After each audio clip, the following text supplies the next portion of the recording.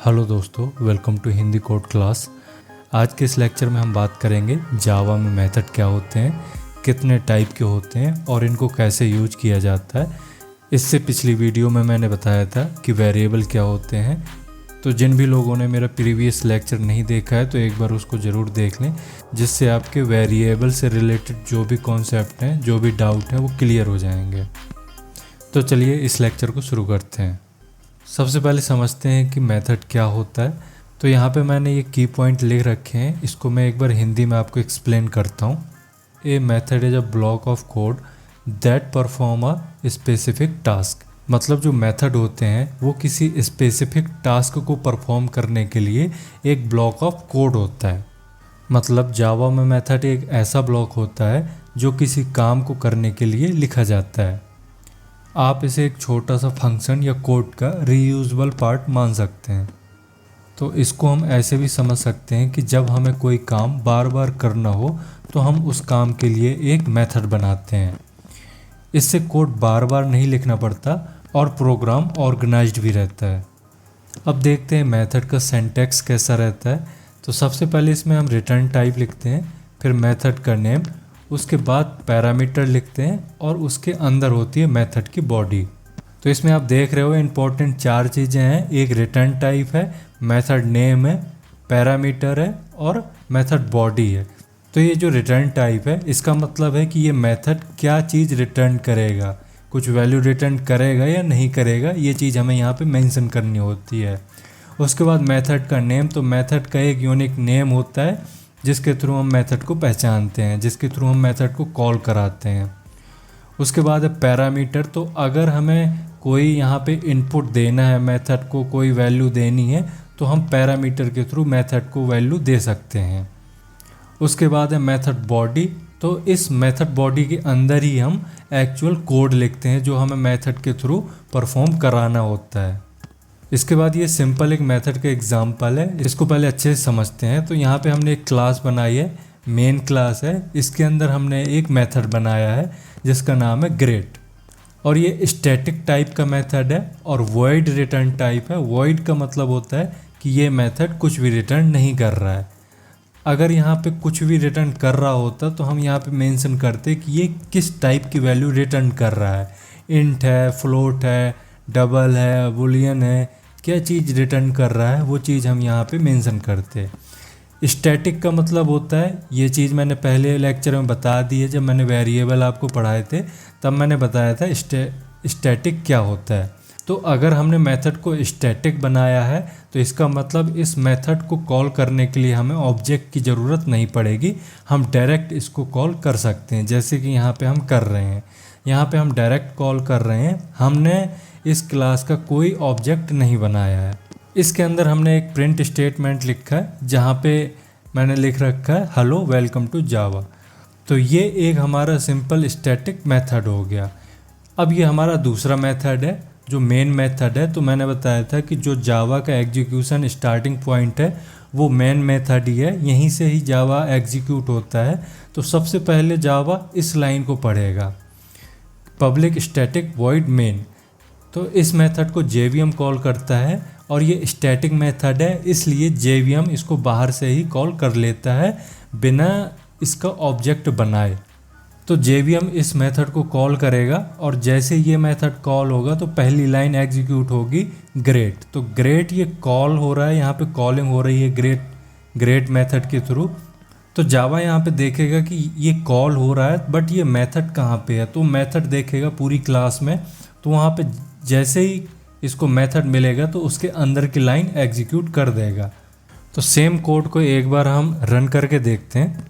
ये हमारा hello world जावा का एग्जाम्पल लिख रखा है, इसको हटाते हैं और अपना कोड लगाते हैं और इसको रन करते हैं। तो हमारा आउटपुट आ गया हेलो वेलकम टू जावा। तो मैंने बताया कि सबसे पहले ये लाइन चलती है ग्रेट कॉलिंग वाली, और जैसे ही ये लाइन चलती है तो जावा ढूंढता है कि ये हमारा ग्रेट मेथड एक्चुअल में है कहाँ। तो ग्रेट मेथड उसको मिलता है, उसके बाद उसके अंदर की लाइन एग्जीक्यूट होती हैं। तो यहाँ पे एक ही लाइन लिखी थी जो हेलो वेलकम टू जावा थी, वो हमारी एग्जीक्यूट हो गई। तो इस तरीके से मेथड काम करते हैं। अब देखते हैं यहाँ पे मेथड कितने टाइप के होते हैं। तो मेथड बेसिकली दो टाइप के होते हैं, एक प्री डिफाइंड मेथड और दूसरे यूजर डिफाइंड मेथड। इनमें से सबसे पहले हम देखते हैं कि प्री डिफाइंड मेथड्स क्या होते हैं। तो प्री डिफाइंड मेथड ऐसे मेथड होते हैं जो जावा में ऑलरेडी बने हुए हैं, इनको हमें बार बार खुद से डिफाइन नहीं करना पड़ता है। ये जावा के लाइब्रेरी और क्लासेस में पहले से ही मौजूद होते हैं और हमें बस इनका यूज करना होता है, बस हमें इन मेथड को कॉल करना होता है। तो जावा में कुछ बहुत ही कॉमन मेथड हैं जो हम बार बार यूज करते हैं। जैसे हमारा सबसे पहला है, आपने देखा होगा, system dot out dot println। तो इस मेथड का यूज हम बार बार करते हैं। ये एक प्री डिफाइंड मेथड है। इसका यूज हम करते हैं जब कोई भी चीज़ हमें कंसोल में प्रिंट करानी होती है। इसमें जो ये सिस्टम है ये क्लास का नेम है, आउट एक स्टैटिक ऑब्जेक्ट है और println ये प्री डिफाइंड मेथड है जो मैसेज को नेक्स्ट लाइन में प्रिंट करता है। मैसेज मतलब जो भी हम इसके अंदर लिखते हैं उसको ये नेक्स्ट लाइन में प्रिंट कर देता है। दूसरा है लेंथ मेथड। तो ये मेथड स्ट्रिंग की लेंथ बताता है। लेंथ मतलब स्ट्रिंग में कितने कैरेक्टर हैं। तो ये जो मेथड है ये स्ट्रिंग क्लास का बहुत ही पॉपुलर मेथड है। इसका यूज स्ट्रिंग के अंदर कितने टोटल ऑफ कैरेक्टर हैं इसको निकालने के लिए यूज किया जाता है, मतलब ये स्ट्रिंग की लेंथ बताता है। तीसरा है मैथ डॉट स्क्वायर रूट। तो इस मेथड के थ्रू हम किसी भी नंबर का स्क्वायर रूट निकाल सकते हैं। मान लो इसके अंदर हम अगर 25 लिखते हैं तो ये हमें आउटपुट में 5.0 दे देगा। तो ये भी एक हमारा प्री डिफाइंड मेथड है। तो अगर हमें किसी भी नंबर का स्क्वायर रूट निकालना है तो हम उसके लिए कोई मेथड नहीं बनाएंगे, हम सीधे ही इस मैथ डॉट स्क्वायर रूट का यूज करेंगे और स्क्वायर रूट निकाल लेंगे। इसके बाद है हमारा एरेज डॉट सॉर्ट। तो ये किसी एरे को सॉर्ट कर देता है। सॉर्ट मतलब जो भी हम एरे देते हैं उसको असेंडिंग ऑर्डर में कर देता है। तो इस तरह से जावा में बहुत सारे ऐसे प्री डिफाइंड मेथड हैं जो हम अपने कोडिंग के दौरान काफ़ी ज़्यादा यूज करते हैं। इससे बेनिफिट ये होते हैं कि इससे प्रोग्रामर का टाइम भी बचता है। ये मेथड रिलायबल भी होते हैं, मतलब जिसने भी ये मेथड बनाए हैं वो बहुत ही जावा के किसी एक्सपर्ट ने ही बनाए होंगे और ये बहुत ही ज़्यादा टेस्टेड होने के बाद ही इसको जावा में इंक्लूड किया जाता है। तो इस तरह से ये रिलायबल भी होते हैं, इनको यूज करना भी इजी होता है, इस वजह से जावा में प्री डिफाइंड मेथड का यूज करते हैं। तो यहाँ पे मैंने कुछ क्लासेस के नाम दे रखे हैं जिसके अंदर कुछ ये पॉपुलर मेथड्स हम यूज करते हैं। अभी मैंने कुछ ही मेथड बताए थे बट बहुत सारी क्लासेस हैं जिनके अंदर बहुत सारे प्री डिफाइंड मेथड हैं। जैसे हमारी सिस्टम क्लास है उसके अंदर println, करंट टाइम माइल्स, यहाँ पे मैंने कुछ एक दो बहुत ही ज़्यादा इम्पोर्टेंट मेंशन कर रखे हैं। बट अगर आप जावा का डॉक्यूमेंटेशन देखोगे तो उसमें आपको बहुत सारे मिल जाएंगे। इसके अलावा अगर आप कोई अच्छी सी आईडी यूज कर रहे हो कोड करने के लिए तो उसमें भी आप जैसे ही सिस्टम डॉट लगाएंगे तो डॉट के बाद सिस्टम के अंदर के जितने भी मेथड हैं वो लिस्ट आ जाएगी। तो उनमें से आपको जो भी यूज करना है आप उसमें चूज करके यूज कर सकते हो।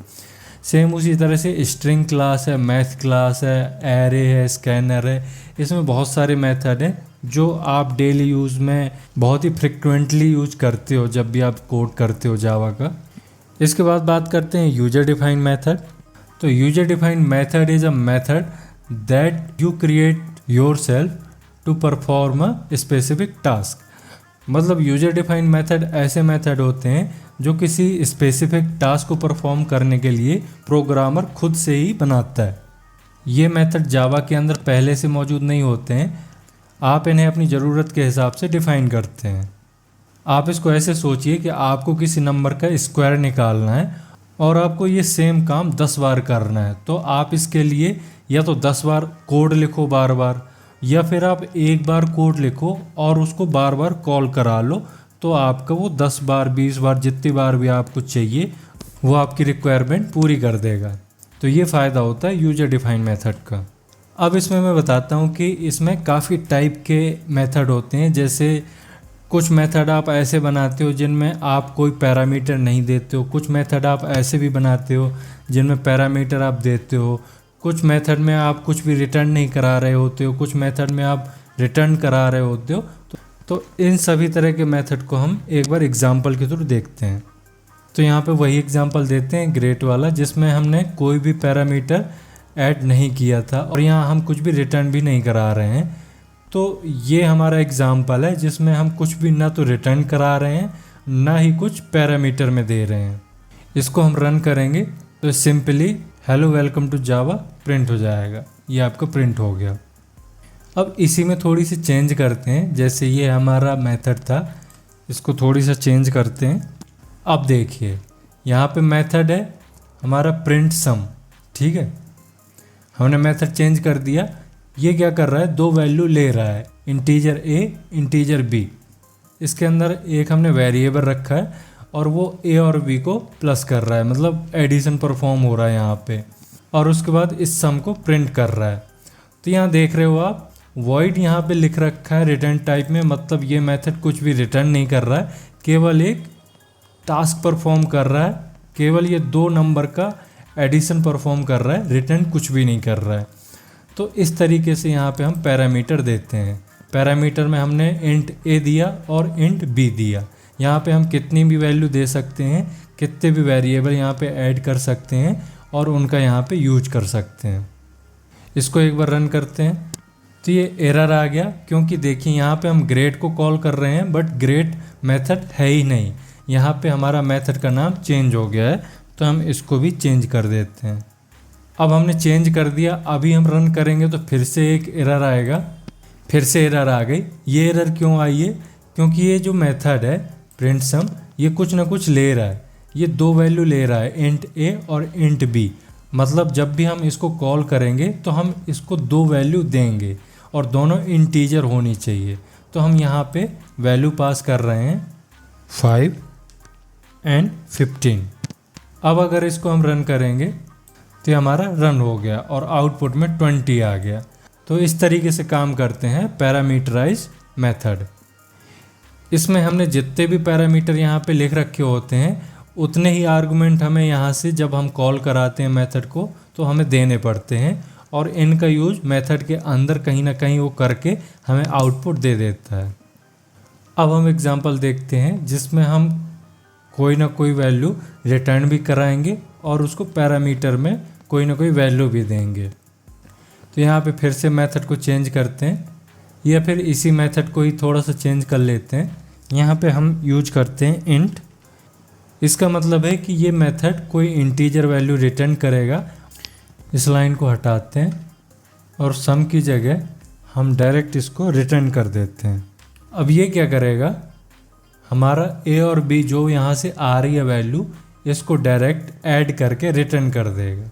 रिटर्न करेगा, जैसे ही रिटर्न होगा तो दोबारा से कंट्रोलर यहाँ आएगा और यहाँ पे हमें वैल्यू ये लेनी पड़ेगी। तो ये हमें किसी इंटीजर वेरिएबल में ही रखनी पड़ेगी, क्योंकि इंटीजर ही यहाँ से रिटर्न हो रहा है। तो इंट रिजल्ट करके एक हमने वेरिएबल बनाया जिसमें हम जो रिटर्न वैल्यू आ रही है उसको स्टोर कर रहे हैं।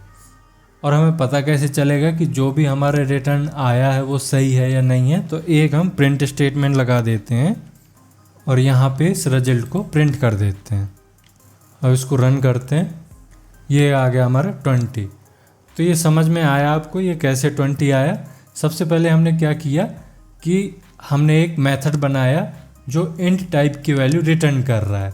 जब भी हम यहाँ पे कुछ भी रिटर्न कर रहे होते हैं तो हमें मेथड के अंदर रिटर्न कीवर्ड लगाना ज़रूरी होता है। तो यहाँ पे हम रिटर्न क्या कर रहे हैं, a प्लस बी, मतलब इसको ऐड करके जो भी हमारी वैल्यू है उसको हम रिटर्न कर रहे हैं। ये a और b कहाँ से आ रहा है, वो आ रहा है हमारा इस इंट a और इंट b से। और यहाँ पे वैल्यू कहाँ से आ रही है, जब हम इस मेथड को कॉल करा रहे हैं, यहाँ पे हमारा कॉलिंग हो रहा है, तो जहाँ पे हम कॉल करा रहे हैं वहाँ पे हम ये 2 नंबर दे रहे हैं इस मेथड को।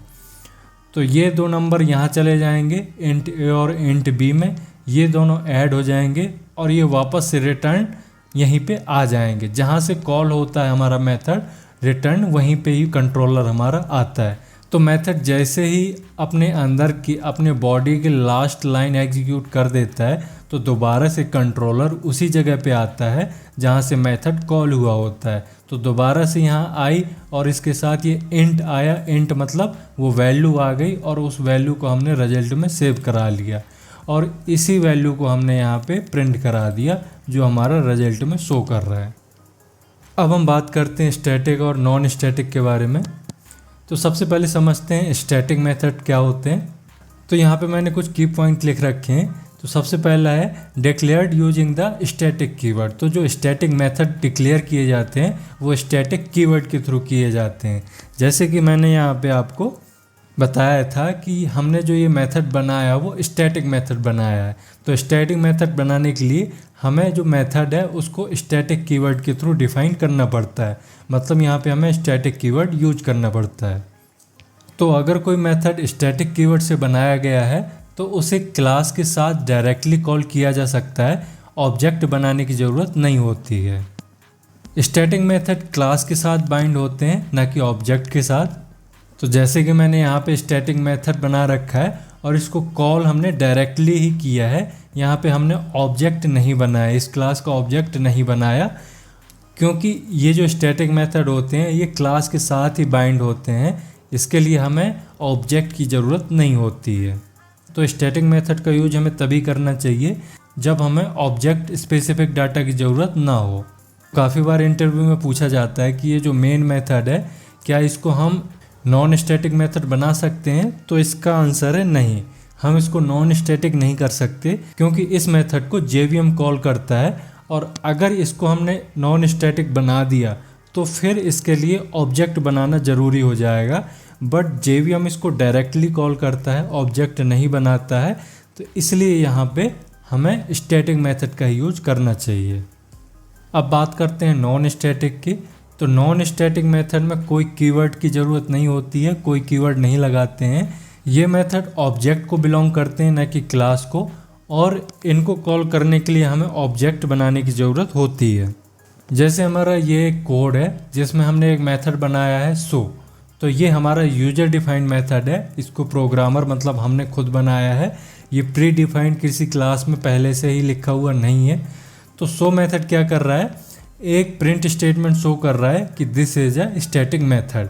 तो ये स्टैटिक मेथड इसलिए क्योंकि यहाँ पे हमने स्टैटिक कीवर्ड का यूज किया हुआ है। उसके बाद हमने एक दूसरा मेथड बनाया है डिस्प्ले।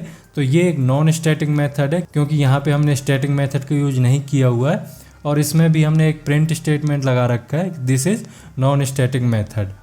फिर है ये मेन मेथड, मतलब यहाँ से JVM इसको एग्जीक्यूट करना शुरू करेगा। तो जावा का एग्जीक्यूशन इस मेथड से ही शुरू होता है।